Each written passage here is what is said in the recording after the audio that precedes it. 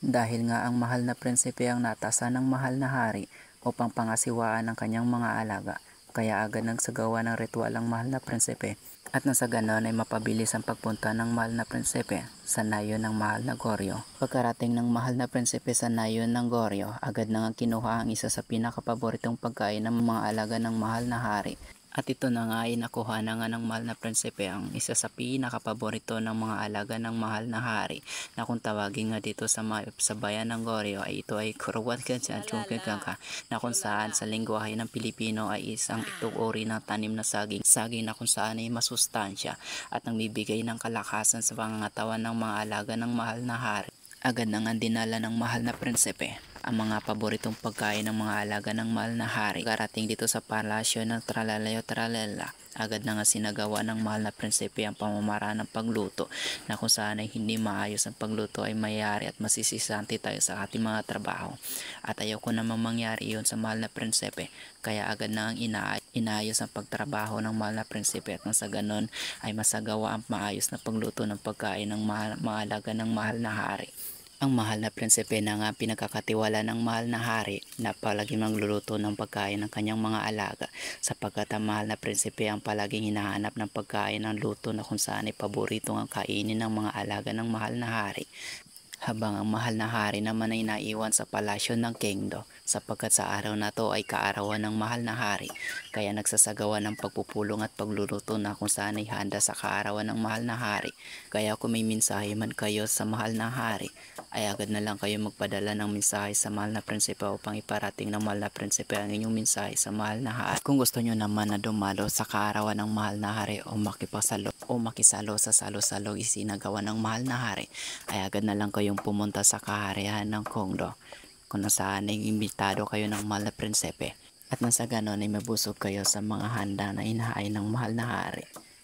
Fast forward na nga dito ang mahal na prinsipe sa pagsasagawa ng pamamaraan ng pagluto sa mga alaga ng mahal na hari, sapagkat kailangan pa ng mahal na hari ang tulong ng mahal na prinsipe sa paghain ng kanyang mga pagkain inihain sa kanyang kaarawan. Kaya agad na kinuha ng mahal na prinsipe ang pinakasikretong pangunahing sangkap na kung saan ay paborito ng mga alaga ng mahal na hari, na kung saan ay tinatawag dito nga sa aming manapok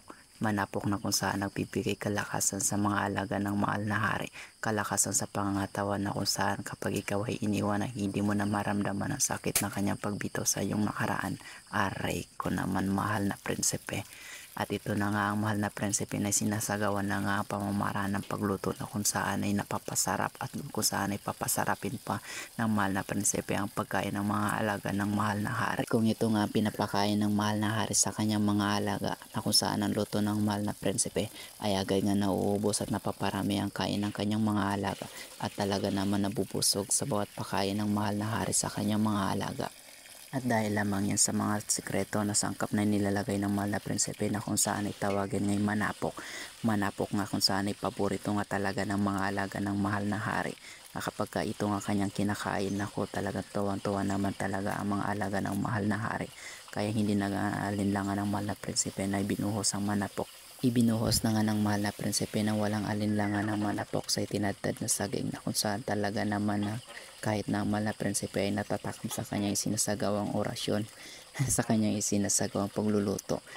Kaya agad na nga nang madali ang mahal na prinsipe, sapagkat ito ilulutuin pa sa mahabang proseso. Kailangan pa magpaapoy ang mahal na prinsipe at nang sa ganun ay tuluyan na nga maluto at na mapakain na nga sa mga alaga ng mahal na hari. Kaya hindi na nga nag-atubili ang mahal na prinsipe at tuluyan na nga dinala ang malaking kaldero sa mahiwagang kalan na kung saan ay nagmula pa ang kalan na to sa mahal na emperador.